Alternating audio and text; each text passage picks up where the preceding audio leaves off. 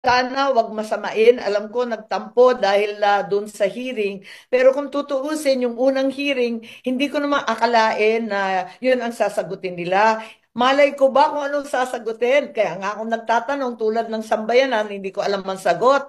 At ang dai-dai nila, padagdag sila ng padagdag, akala ko naman handang-handa. Nung iba-iba na yung sagot nila at waring nagkanalan sila, abay hindi ko nasagot yun, hindi ko na pananagutan yun.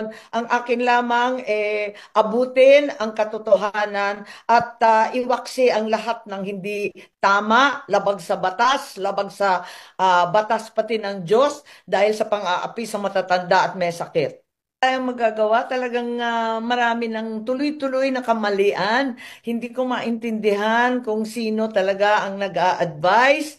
Nung bata pa ako, maliit pa ako, hindi naman maliit, pero teenager pa ako, sinabi ko na talaga, Malacanang is a snake pit. Nung panahon ng tatay ko yun, kasi kung ano-ano kung sino-sino lumalapit, kanya-kanyang agenda, ngayon, ang nangyayari talagang nakakatakot. Kaya sana pinagdadasal ko lagi ang aking kapatid na mabalik sa tamang landas dahil hindi na tama itong mga pangyayari, itong politika na mapang-api, mangpahigante, hindi na siya ayos. Tutukan natin ang problema ng mamayan. Balikan natin ang ating tungkulin. Sadly, marami nang nakapaligid at hinaharang talaga ang pag-uusap-usap namin. Malungkot ako dito talaga, hindi ko pinagmamalaki itong mga pangyayari.